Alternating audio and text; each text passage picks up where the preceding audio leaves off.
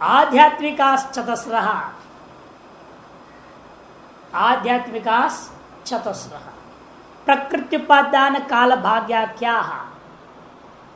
प्रकृति नामक एक तुष्टि है, उपादान नामक दूसरी तुष्टि, काल नामक तीसरी तुष्टि और भाग्य नामक चौथा तुष्टि है।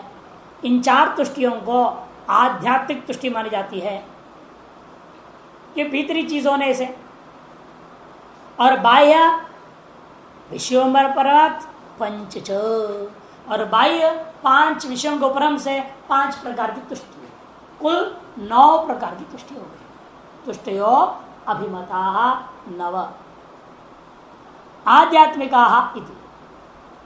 आध्यात्मिका प्रकृति व्यतिरिक्त आत्मा अस्ति प्रतिपाद्य। कोई कहता है देखो भाई प्रकृति से भिन्न आत्मा तो है, इसमें कोई संशय नहीं, प्रकृति से भिन्न आत्मा है, लेकिन उस आत्मा को जानने के लिए प्रयास करना बेकार है, उस चक्कर मत पड़ो। ऐसे कोई असद उपदेश दे रहे हैं, गलत उपदेश। कहा रहा है प्रकृति से भिन्न आत्मा है, लेकिन उस आत्मा को जानने का चक्कर में नहीं पड़ना, कभी होने वाला नहीं, आत्मा तुम्हारे पकड़ में नहीं आने वाला, अनुभव में आने वाला नहीं है। फिर क्या करना है बता रहे, तथा अस्य श्रवण मरणादिना विवेक साक्षात्काराय तो असद उपदेश तुष्टो यो न प्रयतते। असद उपदेश के द्वारा संतुष्ट होकर के व्यक्ति क्या है, श्रवण मनन निध्यासन के द्वारा विवेक पूर्वक साक्षात्कार करने के लिए प्रयत्न नहीं करता। असद उपदेश क्या हुआ, क्या असद उपदेश दिया गया, बाद में बताएंगे वो उपदेश क्या उसने दी, लेकिन पहले बताना चाह रहे हैं कि निर्णय हो गया कि प्रकृति से भिन्न आत्मा है। जब निर्णय हुआ उस आत्मा को जानने के लिए आप श्रवण मन निध्यासन करता हुआ विवेक द्वारा उसको साक्षात्कार करने के लिए प्रयास करना चाहेंगे, है ना। जब ऐसे चाहने लगेंगे, कोई दुष्ट व्यक्ति आया उसने असद उपदेश दे दिया, उपदेश दे करके आपको श्रवण मन निध्यासन प्रयत्न करने से रोक दिया, और आप भी उसके बातों में आकर के श्रवण मन निध्यासन त्याग देते हैं, त्याग करके संतुष्ट रह गए, इसका नाम प्रकृति तुष्टि। तस्य आध्यात्मिका चतुस्र तुष्टिया। इस प्रकार की जो तुष्टियां आत्म विषय होने, आत्म संबंधी विषय होने के नाते इसको आध्यात्मिक कहा जाता है। प्रकृति व्यतिरिक्तम आत्मान अधिकृत्य, क्योंकि प्रकृति से भिन्न आत्मा है ऐसा मान करके बाद में उस आत्मा को जानने से निवृत्त हुआ, अतः उसको कहते हैं आध्यात्मिक तुष्टि। यस्मात् ताः तुष्टया, जिसलिए ऐसा है इसलिए उन तुष्टियों को हम क्या नाम रख दिया, तस्मात् आध्यात्मिका। उन तुष्टियों का नाम भी हमने रख दिया आध्यात्मिका। तत्तद वस्तु भिन्न आत्मा को स्वीकार करके उस आत्मा से निवृत्त हुआ, इसे इसका नाम आत्मानम अधिकृत्य यदि अध्यात्म। अध्यात्म संबंधिनी ये तुष्टे ते आध्यात्मिका तुष्टयः, ऐसे उत्पत्ति करनी।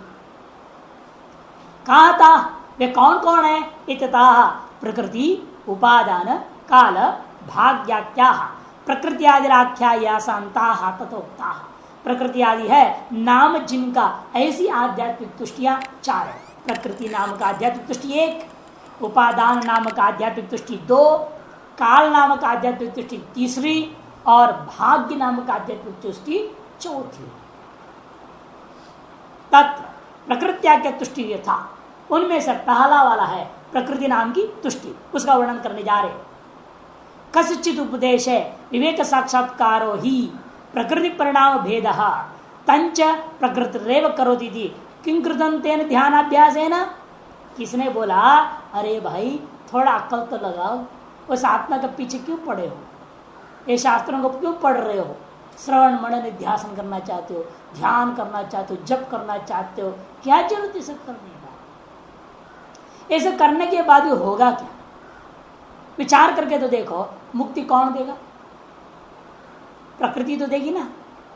सांख्य दर्शन में भोग और अपर दोनों प्रकृति देती है, इसलिए कहते हैं देखो प्रकृति तो देने वाली है, अपने मर्जी से देगी, तेरे ध्यान करने से देगी, तुम्हारा ध्यान करने से वो देने वाली है क्या? प्रकृति की अपनी मर्जी है, जब चाहे तब वो देगी, नहीं देगी तो नहीं देगी। वो अपने मर्जी से अनादि काल में आपको भोग देना शुरू कर दी, और जब उसकी मर्जी की तब वो मोक्ष देगी आपको।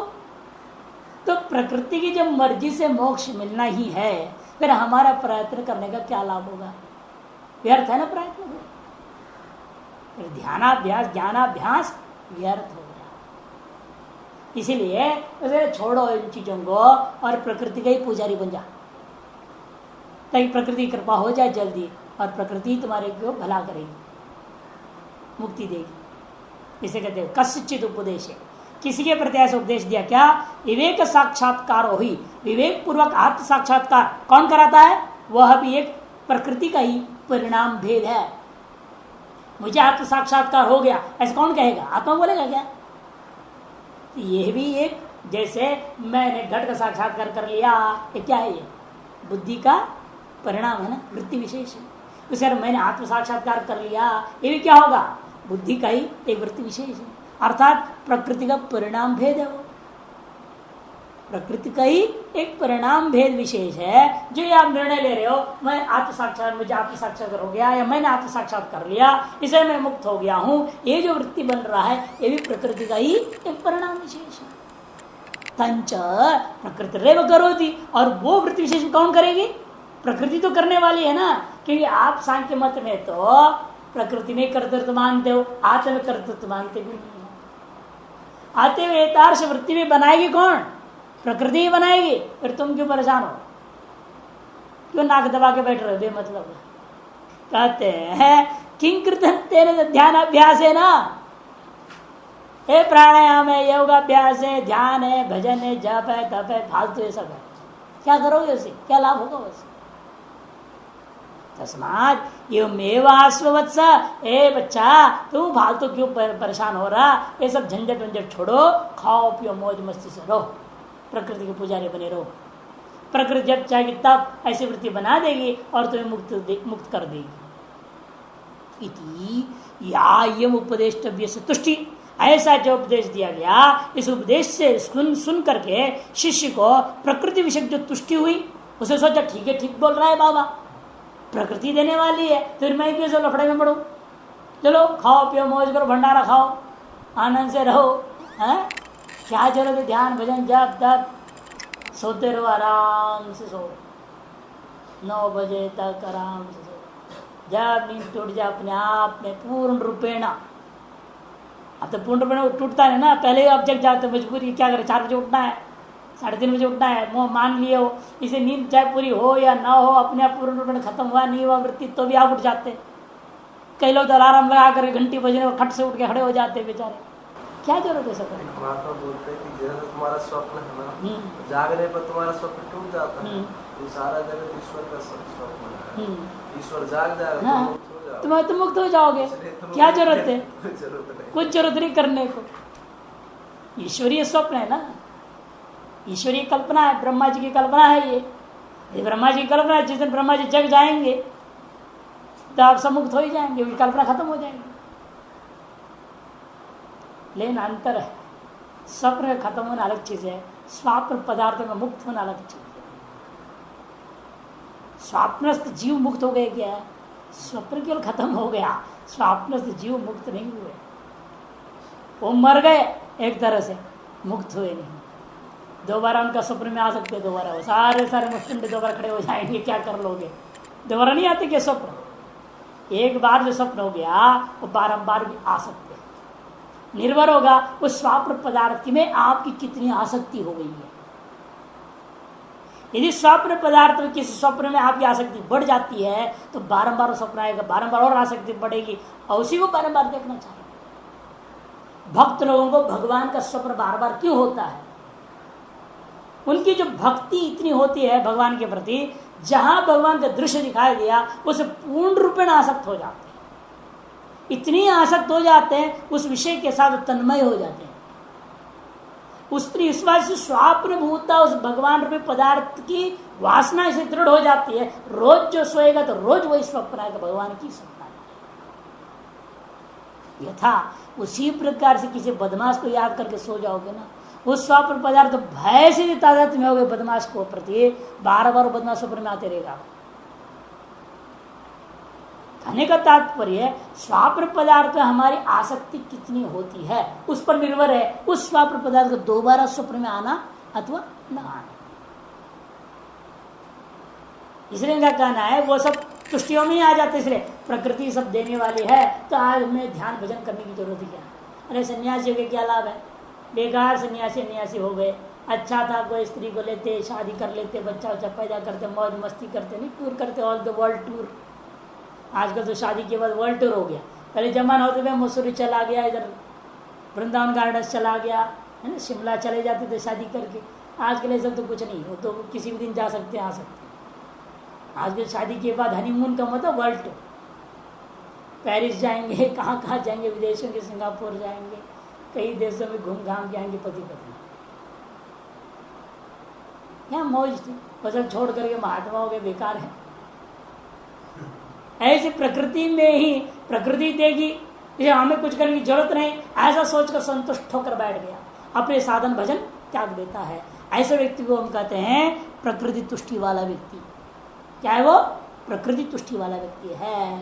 सा प्रकृत्या तुष्टि अम्बह इत्युच्यते, इसका दूसरा नाम है अम्बह, ये भी उसको बोलते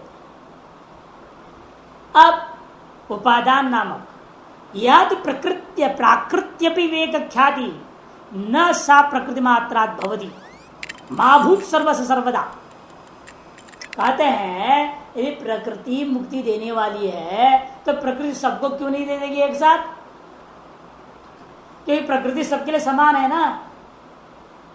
जब प्रकृति सभी के लिए बराबर है तो सबको या तो बराबर में मुक्ति दे देगी। आप ही को क्यों देगी वो? आप कौन से प्रकृति के लाडले प्यारे बच्चे हो? प्रकृति के दृष्टिकोण में जितने भी जीव पैदा हो रहे हैं वो सभी उनके लिए प्यारा ही है ना। महामाता है वो, महामाया, उसके लिए सारे बच्चे बराबर है, सारे जीव बराबर है, ब्रह्मा से लेकर कीट पर्यंत। सबको एक साथ दे देगी फिर मुक्ति को। फिर आप जल्दी मुक्त होना चाहते फिर प्रयत्न तो करना ही पड़ेगा, है ना। तो इसलिए कहते कि देखो प्राकृत्य विवेक ख्याति, यद्यपि विवेक ख्याति प्रकृति से उत्पन्न होने वाली वस्तु है, प्रकृति का ही परिणाम विशेष है, लेकिन सा न प्रकृति मात्र भवति, वह विवेक ख्याति प्रकृति मात्र से होने वाली है, ऐसा मत समझो। यदि प्रकृति मात्र से होने वाली होती तो माभूत सर्वस सर्वदा, नहीं तो सभी का साथ सभी समय वह प्रकृति सभी को एक साथ सब समय मुक्त क्यों नहीं कर देगी? तन्मात्र सर्वान प्रति विशेषा। तब इसलिए हमें क्या मानना पड़ेगा?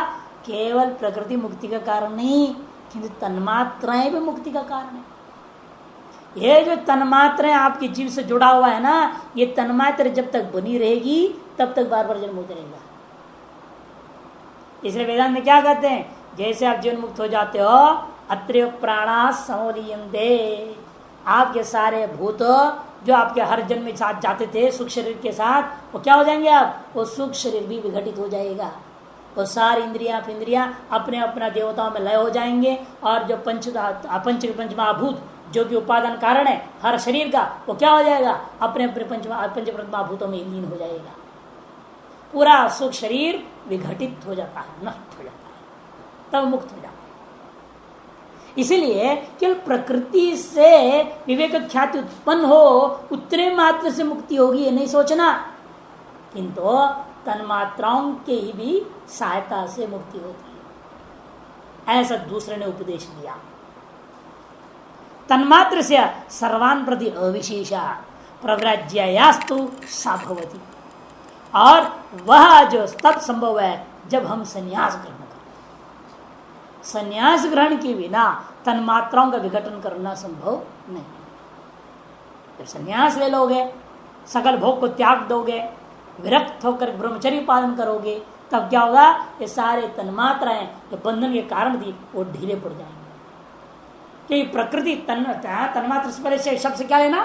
तन्मात्र से शब्द है ना यहाँ सर्वान, वहां तन्मात्र से मैंने प्रकृति मात्र से सर्वान प्रति अवश्य। प्रकृति मात्र मुक्ति देने वाली दिखाओगे वो तो सभी के प्रति समान रूप में विद्यमान है। इसे प्रकृति मात्र मुक्ति देगी बात गलत है, किंतु प्रकृति तब आपको मुक्ति देगी जब आप संन्यास लोगे। क्यों? संन्यास लेने से हम भोग त्याग कर देंगे। भोग ही तो बंधन का कारण है। प्रकृति हमें भोग देना चाह रही है और उस भोग को मैं स्वीकार कर लूंगा तो मैं बंधन में पड़ गया। और प्रकृति भोग देना चाहती है लेकिन मैं इस भोग को स्वीकार नहीं करूंगा। भोग को स्वीकार न करने का मतलब मैं संन्यास लूंगा। जब संन्यास लूंगा तो प्रकृति अब भोग नहीं दे पाएगी, हमको दे सकती है क्या? एक बार एक गृहस्थी आया और बोला महाराज जी क्या करो, मैं तो परेशान हूं। मैंने क्या बात है, क्यों परेशान हो? पहले परेशान थे इसलिए तुम शादी किया और अब शादी कर फिर परेशान किस बात की भाई? लेकिन मैं इसी से परेशान हूं। बोला अरे पत्नी से परेशान क्यों हो? सुख के लिए तो पत्नी को पाया और पत्नी से तुम परेशान बोल रहे हो। कहते तो बार बार लड़ना चाहती है मेरे से, मैं क्या करूं? मैंने सोचा वो शब्द जो बोला उस लड़ना चाहती है, अर्थ मैंने सोचा लड़ना ही चाह रही हो, लड़ाकू औरत होगी। लेकिन उसका शब्द का प्रयोग करना, भले शब्द प्रयोग लड़ना, उसका अर्थ क्या था? वो बार बार संभोग चाहती है, बार बार चाहती है। मैं तो परेशान हो गया, मेरा शरीर तो ढेढ़ल हो रहा है, एकदम बेकार हो रहा हूँ, कमजोर हो रहा हूँ, शरीर मेरी तो बिल्कुल मरने सा हो गया है और फिर ये पीछे नहीं छोड़ती है मेरी। पहले तो मैंने सोचा लड़ती है, बार बार लड़ना चाहती है। उसका अर्थ मैंने वास्तव में लड़ाई समझा और उसको समझाया भाई आप क्यों लड़ती हो भाई, आपस से प्रेम से जियो, एक दूसरे के लिए समर्पित होकर जी रहे हो। समझाने लगा तब बोलने लगा स्वामी जी लड़ने का मतलब वैसे लड़ाई नहीं होती है हमारे पीछे, हम लोग मारा पीटी नहीं करते, गाली गलौज नहीं करते हैं। फिर क्या है भाई लड़ाई का मतलब? तब समझ में आई मुझे, ओहो लड़ाई का मतलब दूसरी बात क्या था। अब देखो हुआ क्या, ग्रस्त में जाने से भोग दे रही ना, प्रकृति ऐसी ही आदमी को फंसाती है। कहते तू फंस जा, औरत को आदमी का पीछे, आदमी को औरत का पीछे, दोनों को एक दूसरे का पीछे फंसा देते। यही प्रकृति का काम है। आपको भोग देने का मतलब क्या? इसी तरह से विषयों को आपके सामने उपस्थित करा, स्त्री रूपी विषय, खाना पीना रूपी विषय। आप मान स्त्री को त्याग भी दोगे, धन दौलत दे देंगे, मंडलेश्वर पद दे देंगे। लो भाई आप बस गद्दी में बैठे हुए, डंडा लिए हुए, दो चेले आसन लिए हुए पीछे घूम रहे हैं, उसी मौज मस्ती में रह जाओगे। बस हो गया, माया ने तुमको भोग दे दिया। अब पकड़े रहो कुर्सी लिए हुए, सिंहासन ये घूमते रहो। और ज्यादा करो तो और क्या करेगा? ज्यादा विरक्ति बनोगे तो भगवान माया कहेगी अच्छा तुमको शंकराचार्य बना दूंगी। अब शंकराचार्य बना देंगे तो और खराब। यहाँ तो एक आसन लेके चलने वाला बनता है ना, वहां तो पूरा चांदी का सिंहासन ही लेके जाना पड़ता है और बड़ा गाड़ी, 20 आदमी चाहिए, फिर 1-2 आदमी से नहीं चलेगा। अब तो मंडलेश्वर बनोगे तो 2 आदमी साथ में रहता है, क्या काम चलेगा? 2 आदमी से, एक से भी चल जाता है, एक सेवक हो तो भी काम चल जाता है। लेकिन शंकराचार्य का काम ऐसा नहीं चलेगा, एक का से कम 10 चाहिए ब्राह्मण, वो भी ब्राह्मण ही चाहिए, वो क्षत्रिय वैश्य भी नहीं चलेगा, ब्राह्मण ही चाहिए। भोजन बनाने वाला, पूजा की व्यवस्था देने वाला, सारा काम करने वाला चाहिए ना, फिर ड्राइविंग करने वाला ब्राह्मण चाहिए, सब ब्राह्मण ही चाहिए, कम से कम 10 चाहिए। अब उनके चक्कर में तुम बड़े रहो, माया का खेल। अब प्रकृति ऐसा को भोग देना चाह रही है, विभिन्न पदों को देना चाहती है, धन देना चाहती है, स्त्री को देना चाहती है, विषयों को देना चाहती है, तो आप क्या करोगे? तब नहीं मुझे भोग नहीं चाहिए, विरक्त हो, संन्यास। तो आपने भोग को त्याग दिया, तब क्या करेगी प्रकृति? मजबूर है प्रकृति, अब आपको मोक्ष जरूर देगी। जब देखेगी इसको मैं दे रहा हूं भोग, लेकिन चाहता नहीं, लेना नहीं चाहता। जैसे नचिकेता के सामने यमराज जी ने दुनिया और माल टाल फेंक दिया है या नहीं? नचिकेता ने क्या बोला? तवे वास्तव नृत्य गीत है। गौतम ऋषि के सामने अशुपति कह के राजा ने भी कहा क्या चाहिए तुमको? चित्र चौधरा ले लो, गाय वगैरह। तो गौतम ने कहा नहीं, आपके ही दिया हुआ बहुत धन दौलत आश्रम में पड़ा हुआ है, मुझे उन 5 प्रश्नों के जवाब चाहिए जो हमारे बेटे से आपने देना है। पंचाग्नि विद्या यही था प्रश्न। तो इस प्रकार जब आप बिल्कुल अड़ जाओगे ज्ञान के लिए, तब प्रकृति क्या करेगी? तब आपको विवेक ख्याति दे ही देगी। इसे संन्यास को ग्रहण करना, यही उपादान, उपादान माने ग्रहण, संन्यास को ग्रहण करना, ये दूसरी तुष्टि का नाम है। कहाँ से हो जाएगा?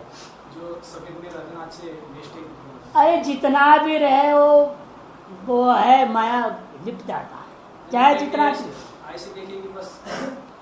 आपको देखने में लगता है ना, समस्या तो यही है, आपकी शब्द बता रहा है ऐसे देखने को मिलता साथ में रहे हम ऐसे साथ में रहो, जैसा भी रहो, अंदर की वासनाएं प्रकट आसानी से होती नहीं है। संन्यास लेने से हो जाएगी हैं? संन्यास लेने से संन्यास में एक कदम आगे तो बढ़ गए आप, लेकिन एक कदम आगे बढ़ तो गए। अवस्था में नहीं ना, चाहे संन्यास हो या- अवस्था में, अवस्था के कारण से व्यक्ति अपने आप संन्यास में चला जाएगा। वो संन्यास से पीछे क्यों हट रहा है? वो सफेद पे क्यों हट रहा है? वहाँ संन्यास की प्रथा नहीं। नहीं, ऐसी प्रथा वाली बात नहीं है। प्रथा से क्यों ऊपर उठ नहीं रहा है? वो भी अज्ञान का कारण है। क्यों प्रथा से ऊपर नहीं उठ रहा है? क्यों इन प्रथाओं के जंजाल में फंस रहा है? ये अभी भी अज्ञान है, अभी निर्गुण की चिंतन ही नहीं। जब निर्गुण में पहुंचा ही है, प्रथा क्यों क्या करेगा? प्रथा तो सगुण वस्तु है, एक विधि विधान है, उस जाल में क्यों फंसे पड़े हो? ये भी एक वासना है, उस प्रथा के प्रति अनुराग है, उस प्रथा के प्रति उनका अगाध प्रेम है, उसको तोड़ नहीं सकता, आगे बढ़ नहीं सकता। अवस्था में नहीं उसमें अवस्था कुछ नहीं होता। अवस्था क्या अवस्था? ज्ञान की अवस्था में सब प्रथाओं से ऊपर होता है, सब संप्रदायों से ऊपर होता है। यही असली अवस्था है ना। ज्ञान की अवस्था क्या है? निर्गुण निराकार की अवस्था होती है कि सगुण साकार में लिप्त रहना, यह अवस्था है। ज्ञान की अवस्था है क्या ये? कर्म संन्यास भी तो होता है। हाँ, उसका भी तो मार्ग। आप वो एक अभी भी एक, असल में सभी संप्रदाय में यही हालत है। ये जो सरदार लोग भी यही कहते, क्या हो गया हमारे ज्ञानी तो शादी कर लिया तो क्या हो गया? वो तो ज्ञानी है, वो ब्रह्म ज्ञानी है। ज्ञानी जेल सिंह पर नाम में नहीं, वास्तव में उनके यहाँ टाइटल दी जाती है, ज्ञानी टाइटल होता है, ग्रंथी और ज्ञानी टाइटल है। ऐसे को नहीं देते हैं, हर कोई ज्ञानी नहीं लिख सकता। जैसे आपके हर कोई मामले शब्द लिख देगा क्या? अखाड़ा पीछे पड़ जाएगा। कैसे लिखा तुमने? कुछ न कुछ वासना हमारे रहे तभी तो हम नहीं लेना चाहते है। इसीलिए तो हम सकल संप्रदाय, सकल अहंकार, सकल वृत्ति को त्यागने को तैयार नहीं, अभी उसे चिपक रहे हैं। हाँ ठीक है, लेकिन इसमें क्या है, कम से स्वीकार तो कर लिया मैं ऊपर उठना चाहता हूँ, और वो तो उसके लिए भी तैयार नहीं। मैं प्रथाओं से ऊपर उठना चाहता हूँ, इसके लिए भी तैयार नहीं। इसे संन्यास आश्रम में प्रवेश ही नहीं करना चाहता है, अपने गृहस्थ आश्रम, वानप्रस्थ आश्रम में चिपका देना चाहता है। जब ब्रह्मचर्य आश्रम में ऊपर उठ नहीं रहा ना, उसे बाहर क्यों नहीं आना चाह रहा? वैदिक शास्त्र में संन्यास आश्रम की विधि क्यों आया? फिर वेदों में आया हुआ है। इसी को हम कहते हैं ना, दो चीज होती है, एक पूर्वाग्रह, दूसरा दुराग्रह। पूर्वाग्रही को समझाया जा सकता है और उसको सुधारा जा सकता है, लेकिन दुराग्रही को कोई संसार बदल नहीं सकता। ये सब जो आप बोल रहे हो ना, ये दुराग्रहियों में से, पूर्वाग्रही नहीं। पूर्वाग्रही क्या होता है? अनेकों जन्मों की संस्कार थी, लेकिन अब शास्त्र अध्ययन करने के बाद शास्त्र जैसे कहते तो उसे स्वीकार करके आगे बढ़ने के लिए कोशिश करता है, सारे बंधन को तोड़ देता है। कबीर वगैरह क्या हुए? सब संप्रदाय से ऊपर उठ गए। उनकी परंपरा की संप्रदाय बन गई बाद में, बात अलग है, लेकिन कबीर कोई संप्रदाय का नहीं था, गुरु नानक कोई संप्रदाय के नहीं थे। जितने भी ज्ञानियों को देखो, वास्तव में उनका कोई संप्रदाय नहीं था। वो सब संप्रदाय से परे हो, सब प्रथाओं से परे हो, सब धर्म कर्म से परे हो गए। मीरा का कोई संप्रदाय नहीं। हम उसको वैष्णव कह रहे थे कि विष्णु की गायन कर रही है, हम लोग उसको ग्रेडेशन कर रहे हैं ना, ये वैष्णव है, ये शैव है, ये भगत। तो उनकी अपनी अवस्था क्या थी? ये सब परे थे। जीवन मुक्ति विवेक में बताया कि अगर इसने संन्यास ले लिया विधिवत, उसको अगर उसको ज्ञान हो गया तब तो माता के गर्भ में नहीं जाएगा। और दूसरा एक कारण बताया कि अगर उसको ज्ञान नहीं भी होता है, केवल संन्यास मात्र ही है, तभी वो गृहस्थ आश्रम को स्वीकार कभी भी नहीं करे। जन्मों तक जाएगा, क्योंकि अभी आपने बीज बो दिया। अभी हमने संन्यास को ग्रहण करने का मतलब क्या? हमने ज्ञान के लिए, ज्ञान का साधन उधर बीज हमने बो दिया। भगवान अर्जुन का प्रश्न साफ साफ है, छिन्ना ब्रह्मीव, है ना? क्यों नहीं नष्ट होता? छिन्नाभ्र के समान वह साधक नष्ट होना चाहिए जो यहाँ संन्यास लिया और ज्ञान अनुभव नहीं कर पाया। वो न घर का न घाट का हो गया। यही उसका प्रश्न है अर्जुन का। न गृहस्थ आश्रम में जाकर अपने वहां भी जो प्रजापति ने कहा ना सहयज्ञ सृष्टवा, सारे को जन्म कैसे दिया यज्ञ के साथ गृहस्थ आश्रम में जाना चाहिए, वो वहां भी नहीं गया और मुक्त भी नहीं हुआ, बीच में लटक गया संन्यास लेकर के, उसका नाश हो जाएगा। भगवान कहते नहीं, कभी नाश नहीं। जो एक बार इस मार्ग में कदम रख दिया वो उस मार्ग से आगे बढ़ेगा अंत तक, लेकिन जो इस मार्ग में कदम ही रखने को तैयार नहीं, अपनी पूर्वाग्रह दुराग्रह फंसा पड़ा है, वो आगे बढ़ेगा ही कैसे? आगे बढ़ नहीं सकता। महाराज जी बहुत सारे लोगों के विचार यही आता है, लेकिन अंत में वास्तव में जो विवेकशील होता है इसलिए ऊपर उठकर संन्यास हो जाता है, छोड़ दो।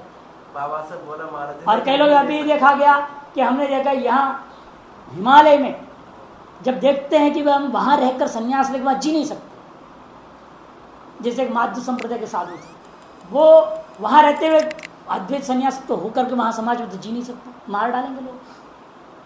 इसलिए उन्होंने क्या हिमालय आ गए, यह एक सन्यासी से अद्वैत में संन्यास लेकर के गुप्त हो चुप गए, क्योंकि ऐसे संप्रदायवादी हैं वो छोड़ेंगे नहीं, मार डालेंगे। क्योंकि माध्य संप्रदाय के लिए 8 मठ है, 8 मठ में 1 मठ 3 साल से लोग, चौथा साधु होता नहीं, 3 8 24 का लोग 25वां साधु हो नहीं सकता, 25वां सन्यासी नहीं हो सकता, 24 ही सन्यासी मैक्सिमम से कमी होते हैं हमेशा, उससे ज्यादा नहीं होता। अब वो समस्या है वहां, यदि एक आध निकल भी जाए तो बदनामी हो जाएगी संप्रदाय की, वो अद्वैत संप्रदाय में चला गया, हल्ला मच जाएगा, पूरी संप्रदाय पता लग जाएगा वो कहाँ गया, कहते वो सांकर संप्रदाय में चला गया, तो पूरी संप्रदाय में हल्ला मच जाएगा, बहुत प्रॉब्लम हो जाता है। अभी भी 2-4 ऐसे भी हैं देखो कि ग्रस्त हो गए तो कितनी बड़ा प्रॉब्लम हुआ। 2 महात्मा 2 मठ के, एक सुब्रमण्य मठ है, उस मठ के जो विद्या विभूषण तीर्थ थे बहुत सुंदर गायक थे, पता नहीं कहाँ वो लड़की फंसी है, जहाँ जाओ गायन करते वहाँ हो जाते, जो भी गाने लग गई, साथ हो गई, तुरंत से शादी कर लिया। इतनी बदनामी हुई, इतना तहलका मचा उसको लेकर के, पूरे संप्रदाय ठहस नहस हो गया, सबका सर झुका हुआ था। इतने बड़े विद्वान और इतने बड़े गायक और भजन सब कुछ, इतने बड़े मठ के मठाधिपति शादी कर लिया। एक और पुत्री के मठ करके, उस मठ वालों ने क्या किया, सिनेमा का क्यूब में लाइन में खड़े थे सिनेमा थिएटर की टिकट खरीदने के लिए, पैंट शर्ट पहने पकड़े गए, कितनी बड़ी बदनामी। और यहाँ हमारे साधु लोग सिनेमा हॉल में बैठ जाते, पता नहीं चलता कितने हैं सन्यासी, कौन क्या कर रहा है, क्या क्या हो रहा है, पता ही नहीं चलता।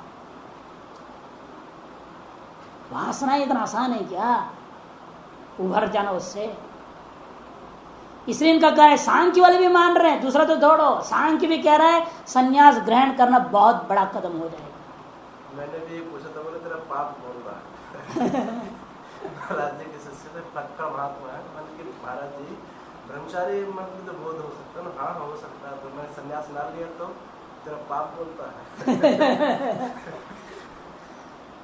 कि संन्यास से डरते क्यों है, समझ नहीं आता। कारण है कि असल में पूर्वाग्रह दुराग्रह कारण कुछ नहीं है, क्योंकि शास्त्र कहता है, सीधी सीधी बात है, बिना संन्यास का ज्ञानानुभूति हो नहीं सकता, उपनिषदों का सिद्धांत है, बिना संन्यास का हो नहीं सकता। और शंकराचार्य तो साफ लिखते हैं, कई बार इस बात को स्पष्ट करते हैं, गीता में भी और उपनिषद में, संन्यास के बिना मुक्ति है ही नहीं, हो ही नहीं सकती। खैर यह भी मान रहे थे प्रव्राज्यास्तु इच्छा भवति, और प्रव्राज्य से तो अवश्य ना वो अंतर पड़ जाता है। तस्मात् प्रव्राज्य उपादि था, इसे हे शिष्य तुम संन्यास को ग्रहण करो। कृतंत ध्यान अभ्यास, ऐसे ध्यान ज्ञान वगैरह करके क्या फायदा? हे आयुष्मन इति उपदेश है, ऐसे उपदेश सुनकर जो तुष्टि सा उपादान आज्ञा, उसको उपादान नाम की तुष्टि मानी जाती है, उसका दूसरा नाम सलिल भी है। अब लेकिन संन्यास लेने पर भी क्या तुरंत हो जाएगा क्या मोक्ष? इस जन्म में हो जाएगा क्या? नहीं होता ना, कि भड़काने वाला, आप जैसे लोगों के लिए भड़काने वाले आ गए, तीसरा नंबर में आया, वो कह रहे संन्यास होने से कुछ नहीं होता, बकवास है संन्यास। कितने सन्यासी भ्रष्ट हो रहे हैं, मर रहे हैं, नहीं दिख रहा तेरे को? संन्यास ले क्या होता है? संन्यास लेने से मोक्ष होने वाला नहीं है। प्रव्राज्यापि न सद्यो निर्वाणदा, प्रव्राज्य भी सद्य ही मुक्ति देने वाला नहीं है। सैव काल परिपाकम अपेक्षा आगे ना, संन्यास लेने के बाद बहुत समय लगता है। काल को अधीन होकर के समय के परिपाक से वो संन्यास भी पक्की हो जाएगी, तब ज्ञानानुभूति होता है। से काल ही मुख्य हुआ, न प्रकृति न संन्यास, किंतु काल। प्रकृति ही, प्रकृति तो परिणाम करेगी, विवेक ख्याति करती है, लेकिन संन्यास पूर्विका विवेक ख्याति करती है। लेकिन संन्यास पूर्विका भी प्रकृति तुरंत विवेक ख्याति नहीं पैदा करेगी, लेकिन काल क्रमेण करेगी। काल विशिष्ट संन्यास विशिष्ट प्रकृति ही मोक्ष देती है। केवल प्रकृति भी नहीं, संन्यास विशिष्ट प्रकृति भी नहीं, किंतु काल विशिष्ट संन्यास विशिष्ट जो प्रकृति, वह प्रकृति वेद ख्याति करके मोक्ष देने वाली होती है। अतः कालाधीन होने के नाते तुम जल्दबाजी मत करो, ये मत सोचो अभी हो जाएगा संन्यास लो अभी मोक्ष हो जाएगा, ऐसे मत सोचना। संन्यास लेके बैठ जा, धीरे धीरे टाइम आने पर होगा। संन्यास लेकर के हड़बड़ाओगे, उपनिषद पढ़ लोगे, ये करोगे वो करो, त्याग वहां बैठ जाऊंगा, ये कर दूंगा वो कर दूंगा, ये झंझट में मत पड़। संन्यास लो और भंडारा खाते रहो, टाइम आने पर अपने आप मुक्ति हो जाए। टाइम लेता है हर चीज। काल परिपाकम अपेक्षा सिद्धि विधास्यति अलम उत्तप्तया तव, ये जो उतावलापन है तुम्हारी, इसको तुम त्याग दो, छोड़ दो। इति उपदेश है, ऐसा उपदेश सुनने पर यह तुष्टि जो तुष्टि हुआ करती है, सा कालाख्या तुष्टि मेघ उच्यते, उसको मेघ नाम से भी कहते हैं। अंबा सलीला मेघ नाम की तीसरी तुष्टि है। क्या ओघ नहीं, मेघ, मेघ। हाँ नीचे दिया पाठांतरम, ओघ इति पाठांतरम ऐसे दिया, ओघ नहीं होना चाहिए लेकिन मेघ ही होना चाहिए, मेघ उच्च।